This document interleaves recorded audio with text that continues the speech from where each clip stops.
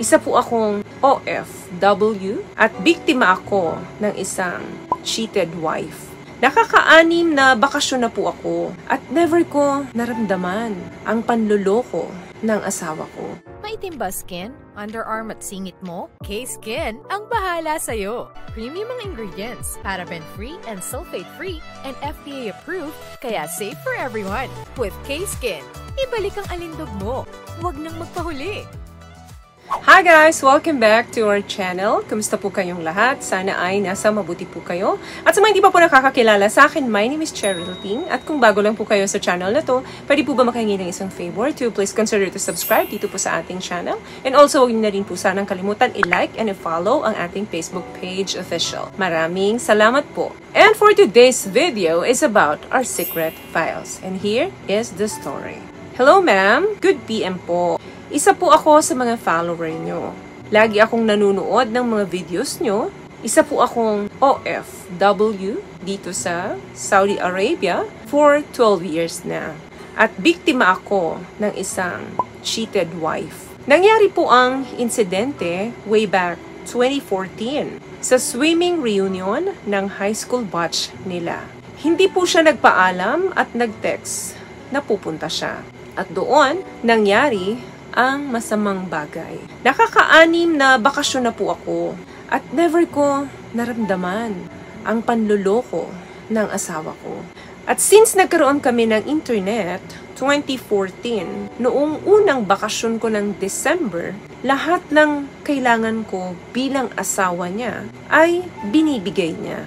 Pero bakit di ko alam na may karelasyon siya? Sabi niya ay hanggang text lang daw, at never siya lumabas at sumama doon. Nahihirapan po akong patawarin siya.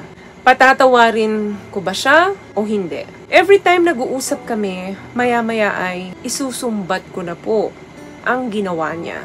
Normal po ba ito? Help me po, ma'am. Okay, maraming salamat sa'yo sa pagtitiwala mo dito sa story mo. Alam mo, dun sa tanong mo kung normal ba ang nangyayari sa'yo ngayon na hirap kang magdesisyon kung patatawarin mo ba siya or hindi. At sa tuwing mag-uusap kayo, hindi nagtatagal, isusumbat mo na yung mga pagkakamaling nagawa niya. Lahat ito ay yes, normal. Valid ang nararamdaman mo ngayon. Bakit? Kasi hanggang ngayon, hindi mo matuldukan or mabigyang kasagutan ang tanong na meron sa isip mo. Ito yung tanong na parang hindi naman siya nagkulang sa'yo dahil sa tuwing umuwi ka, nakikita mo ang trato niya sa'yo ay tama. Walang labis, walang kulang. Pero bakit sa kabila, nung mga ipinapakita niya sa'yo, sa kabila nun, ay nagawa ka pa rin niyang lokohin? Ang panluloko ba ito na ginawa sa'yo ng wife mo ay hinala mo lamang o meron ka bang matibay na ebidensya dito? Lagi nating tatandaan na kapag ang hinala natin ay hindi natin nasabayan ng matibay na ebidensya, mananatili pong hinala ito. At ang mga hinalang yan ay hindi natin pwede bigyan ng kumpirmasyon hanggat hindi natin napapatunayan ito. Pero kung ito po ay proven evidence, ang tanging dapat na gawin mo dyan ay kausapin mo ang partner mo ng masinsinan kung bakit niya nagawa ito, saan ka ba nagkulang sa kanya. Lagi nating tandaan, once na nakipag-usap ka sa ibang lalaki or ibang babae na hindi mo naman pamilya at kaibigan at inilihim mo ito sa partner mo, ito po ay parte ng emotional cheating. Physical cheating, emotional cheating, still cheating. Ayokong sirain ang kalooban mo, pero sinusubukan ng asawa mo ngayon na manipulahin ang nararamdaman mo. At ikaw naman, nahihirapan kang tanggapin. Paano ka pa maniniwala sa sinasabi ng partner mo na walang nangyari sa kanila, hindi sila nagkita,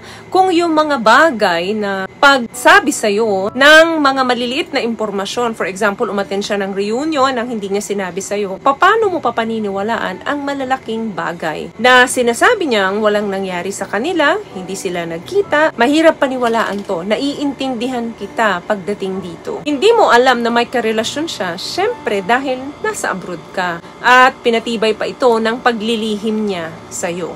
Pero alam naman natin na wala pong sikreto ang hindi nabubunyag. Lagi kong sinasabi sa mga videos natin na kailanman hindi cheating ang sagot kung may pagkukulang ang isa.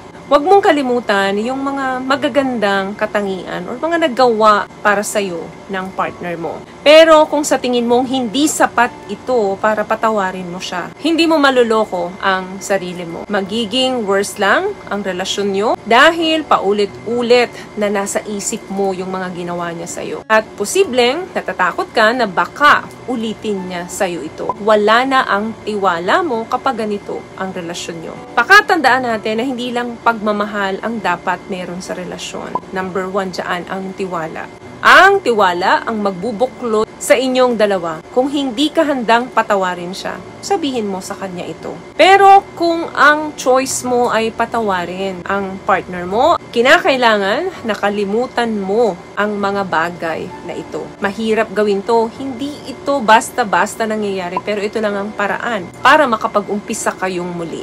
Minsan, meron talagang inaalis sa buhay natin ng Diyos in order for us na makita mo yung tunay na halaga mo.